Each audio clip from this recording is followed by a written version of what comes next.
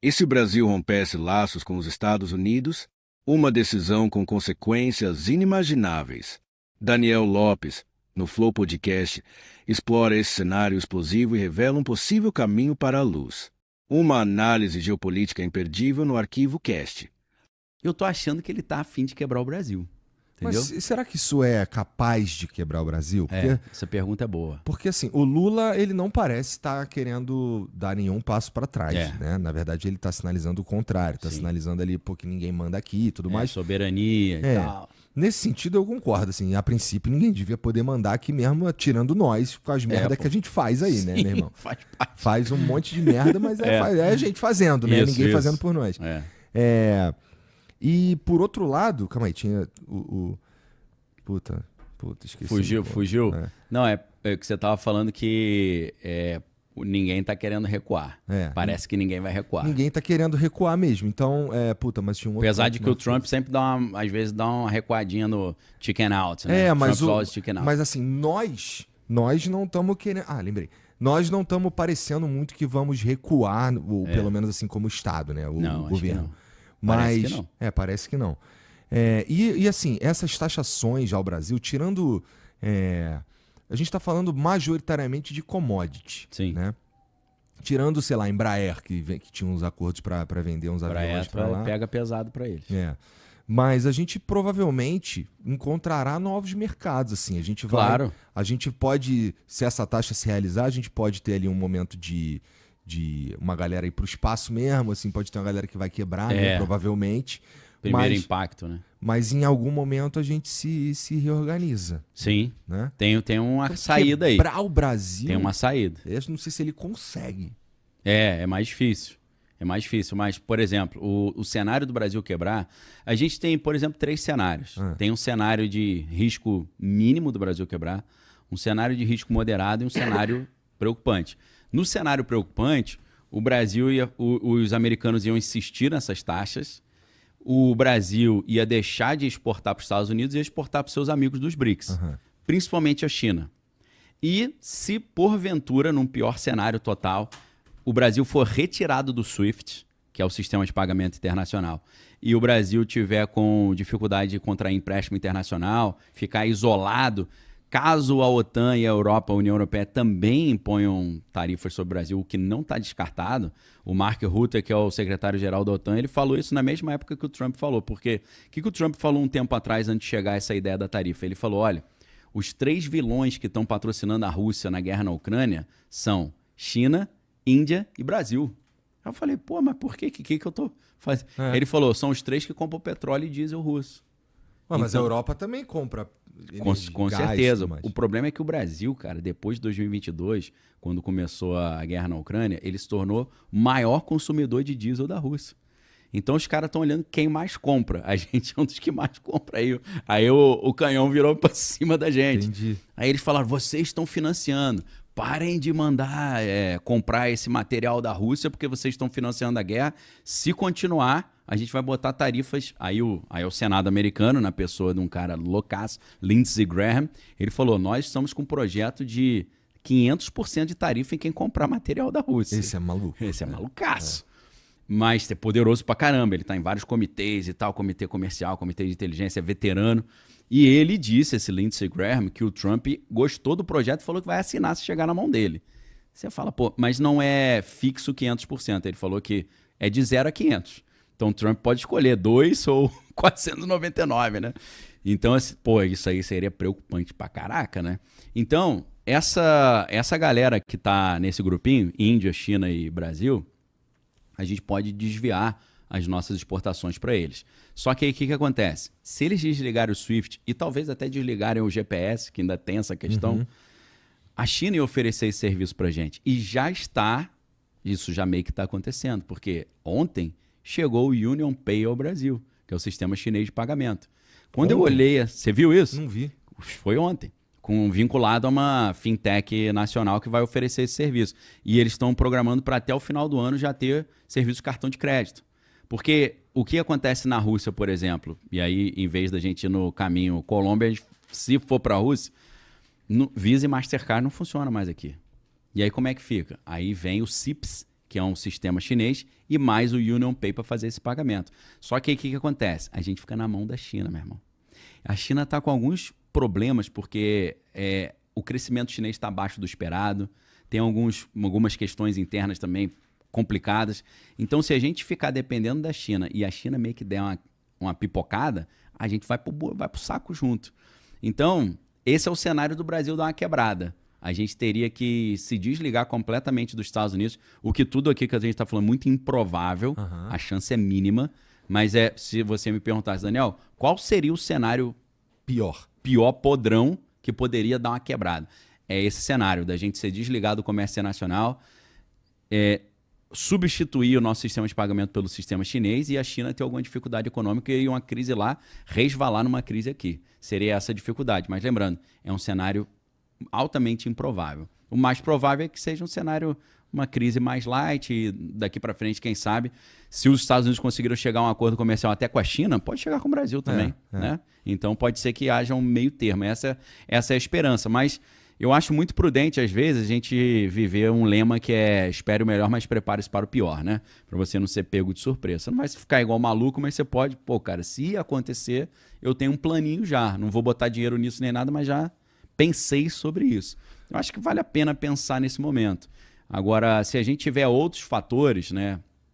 Tem pessoas que acham que as tarifas americanas podem quebrar os Estados Unidos, podem quebrar o mundo. Se a gente pega, por exemplo, eu sempre parto daquela ideia, né? Quem não conhece história está fadado a repetir os erros do passado. Essa ideia de tarifa é uma ideia que Napoleão Bonaparte usou quando ele fez o bloqueio continental contra o Reino Unido, né? O que ele falou? Ninguém vai poder mais comercializar com o Reino Unido para sufocar o Reino Unido. O que ele fez? Ele quebrou a Europa e quebrou a França. Ele tentando quebrar o inimigo, ele se quebrou. E aí começou o contrabando, começou o mercado paralelo, a galera começou a fazer... O Portugal, a família real veio para o Brasil, continuou fazendo esse comércio. Então, assim, isso já aconteceu algumas vezes, e ao contrário do que o Scott Bessent, que é o secretário do Tesouro, diz, que tarifa é deflacionária, vai baixar o preço porque as empresas vão voltar para os Estados Unidos e aí vai ficar tudo mais barato. Só que, até a empresa voltar e ficar mais barato. Não, aí tá de sacanagem. Aí tem uma infra, né? E especialmente porque, assim, tem coisa... Apesar dos Estados Unidos não importar muito, assim, em comparação com todas as importações dos Estados Unidos, a gente é pequeno...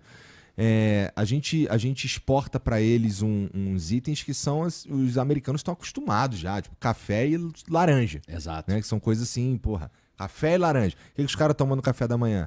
Ou café, suco de laranja. Sim, né? Padrão. Então, consumo gigante. No mínimo, eu suponho que o preço desses produtos aí vai aumentar para os caras ali. Pode dar uma... Por volta dos 50% também. Né? Tem isso também. Porque o cara ele vai segurar, vai morrer nele. Nunca vi isso. Né? Que nem a taxa da brusinha lá. Não, estamos taxando é a plataforma. Mas quem paga é a gente, Quem compra, né? Então, fico pensando se isso também não atrapalha o próprio governo Trump. O que tu acha que tá passando pela cabeça dele, cara? Cara, aí assim, eu vou para um cenário mais curupira aqui agora, tá? Eu avisei que é curupira. Não, mas já te perguntei essa existe esperando o interesse do resposta. Trump de quebrar os Estados Unidos também, pô. Ele tem um interesse. Ele falou isso no início do governo. Ele falou, se o Jerome Powell, que é o diretor do Banco Central americano, não baixar a taxa de juros, a gente vai criar uma recessão para ele ser obrigado a baixar. Olha a maluquice do raciocínio. Então, isso já estava sendo falado antes da posse dele. Depois da eleição, ano passado, a galera está falando, Trump vai querer dar uma quebradinha nos Estados Unidos para poder dar uma volta por cima e fazer o famoso pump and dump, né? Que é você joga lá no lixo, compra tudo barato e depois joga para cima de novo. Parece que tem uma estratégia dessa. Por quê? Os caras têm trilhões de dívida americana para pagar. E a estratégia deles para pagar a dívida é criar uma recessão global, fazer com que o maior detentor de dívida americano hoje, que é o Japão, eles sejam... O Japão é o maior detentor, o segundo é a China. Então, o Japão tem muito título da dívida americana. Aí o que acontece? Se você tiver uma escassez de dólar, que é... Nas finanças eles chamam de teoria do milkshake do dólar. É quando os Estados Unidos tomam algumas medidas que fazem com que os dólares voltem para os Estados Unidos. Por exemplo, um cenário de incerteza global, os caras tiram o dinheiro de países emergentes, com medo do país quebrar, e mandam o dinheiro de volta para os Estados Unidos. Quem estava com dinheiro investido em moedas de países emergentes, volta para o dólar, né? A galera corre para o Porto Seguro. Então, isso é a famosa teoria do milkshake do dólar, que é como se você sugasse o dólar num canudo, né? Então, sugando o dólar e você tendo nessa instabilidade um aumento do petróleo, e o petróleo ainda, em grande parte, é comprado com dólar, né? O famoso petrodólar é isso. O mundo inteiro tem que primeiro comprar o dólar para depois comprar o petróleo. E o Japão não é autossuficiente em petróleo, e a economia japonesa é muito sensível à questão do petróleo. A economia japonesa já está fragilizada, porque no Japão tem um negócio chamado, que o mundo faz a partir da economia japonesa, que é o carry trade. Carry trade é quando o Japão tinha juros zero.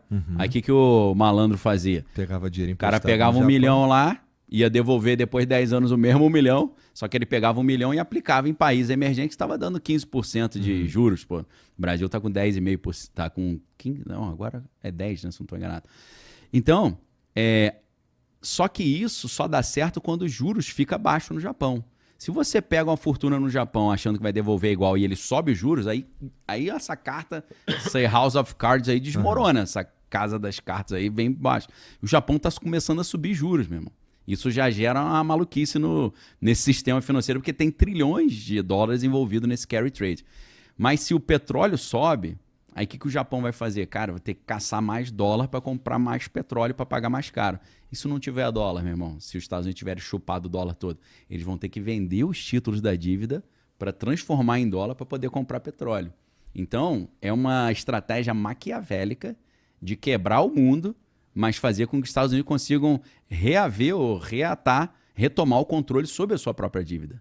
E aí, depois disso tudo numa crise, sempre quando no movimento do mercado tem uma crise, baixa a taxa de juros para aquecer a economia. Então teria um contexto favorável para baixar os juros, a dívida americana ia ficar muito mais barata, eles iam pagar mais barato e assumir o controle da sua própria dívida. Então quebrar propositalmente o mundo é uma coisa insana, mas isso tem sido falado ipsis literis pelo Trump desde o início do governo. É porque não circula muito esse tipo de ideia, porque é contraintuitivo. Você fala, não, ele quer que os Estados Unidos seja próspero, não ele quebre. Mas tem um interesse de dar uma quebrada para, no final das contas, o mundo quebra, o dólar vai lá em cima, o dólar fica super valorizado, eles imprimem uma tonelada de dinheiro de novo para pagar a dívida, e aí conseguem pagar a dívida enquanto o mundo passa o sufoco e os Estados Unidos se recuperam mais rápido e vão virar os donos do planeta Terra, continuando nessa ideia dos Estados Unidos ser uma potência unipolar global. E nessa ideia também, por isso que ele gosta ou não gosta muito da ideia quando a gente começa a falar em fazer trocas usando outras moedas, né? Nunca nenhum presidente gostou e várias guerras começaram por causa disso. Isso se você quer arrumar encrenca com os Estados Unidos, fala que tu não vai usar mais o dólar, meu irmão. E é o que está sendo falado, né? Os BRICS, a proposta é isso, né? BRICS é o grupo dos países emergentes que não quer um mundo unipolar comandado única e exclusivamente pelos Estados Unidos, eles querem um mundo multipolar com várias zonas ali, né, de potências regionais governando simultaneamente. Mas não é também a China querendo, de certa... Porque assim, do BRICS inteiro, que tem país pra cacete agora tem 10 aí, vai entrar mais gente. Vai entrar mais gente. Do BRICS inteiro aí, quem é potência pra valer é a China.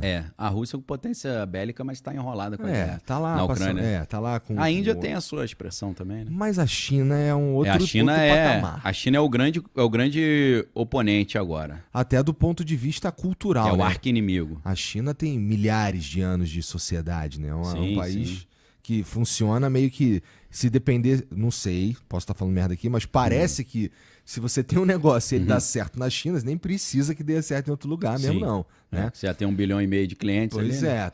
Se estiver rodando lá, tá legal. Então, o BRICS, ele é meio que um... não sei também, mas assim, aparenta que a China é quem manda, só que meio que dá as sombras, de certa forma, também.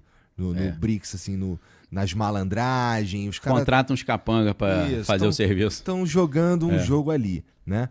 Então, as decisões que são tomadas no BRICS ali, por mais que a gente... Isso aqui é total especulativo também. Tá. Suponho que, assim, é a China que toma, na verdade, as decisões ali no fim das contas. Deve ter um peso enorme, né? Porque é o maior de todos. Sim, com certeza. Ali. E aí, Então, uma guerra americana contra o BRICS é quase que uma guerra direta contra a China. É uma antecipação dessa guerra. Na verdade, tudo isso que tem acontecido nas últimas décadas já é uma preparação para isso.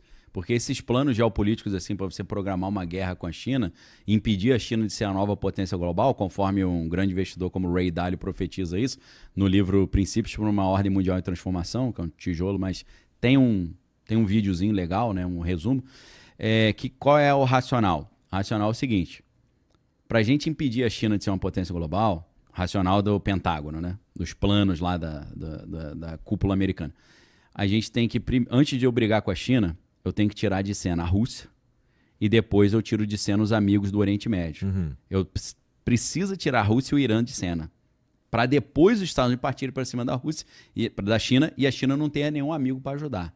Então nós estamos vendo isso ser desenrolado já há muitos anos.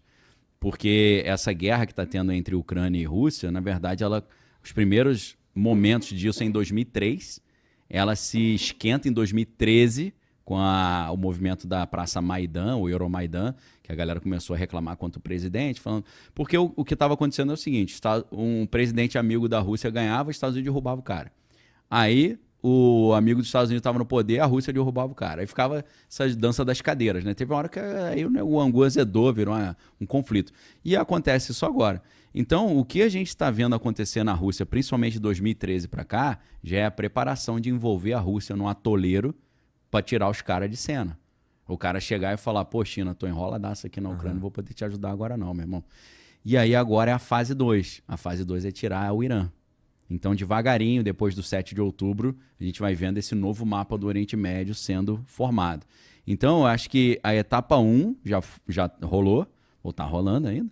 A 2 começa agora para chegar na 3. O objetivo é sempre pegar a China, meu irmão. E nesse sentido, então, a gente não pode esperar um fim do conflito Rússia e Ucrânia tão cedo, né? Se isso daí estiver de fato rolando. Tipo, precisa que a Rússia invista seus recursos na guerra. Gaste tudo ali. Exato. Para estar fraca, né? Daqui a um tempinho. Porque assim, mesmo que se a guerra acabar daqui a uns 2-3 anos, a Rússia vai estar fragilizada do ponto de vista econômico. Com certeza. Né? Então, acho que a estratégia é essa: botar a Rússia no atoleiro, depois botar o Oriente Médio no atoleiro também, ou fazer troca de regime. Porque sempre que eles falam assim, a gente não quer trocar o regime iraniano, mas é exatamente o que eles querem. É sempre o inverso do que está sendo falado, né? Então, a ideia é essa: tirar o Irã, tirar a Rússia para poder partir para a China. E isso tudo que a gente está vendo acontecer já é a preparação desse cenário. É claro que partir para cima da China, o Ocidente partir, isso significa a Terceira Guerra Mundial, literalmente. Talvez seja esse fato, entre outros, que tem levado os bilionários a já fazer os seus bunkers ou querer morar em Marte, né? Porque eles já sabem que está na agenda essa encrenca. Alguns apontam aí para 2030, 2032. Eu não sei como é que está na agendinha lá do pessoal do Pentágono, mas tá para essa época. Então a galera tá correndo atrás aí do que dá para curtir antes da zebra chegar, né? Essa reflexão te fez pensar? Compartilhe sua opinião. Quer mais debates que moldam o futuro? Inscreva-se no Arquivo Cast e fique por dentro das grandes questões do nosso tempo.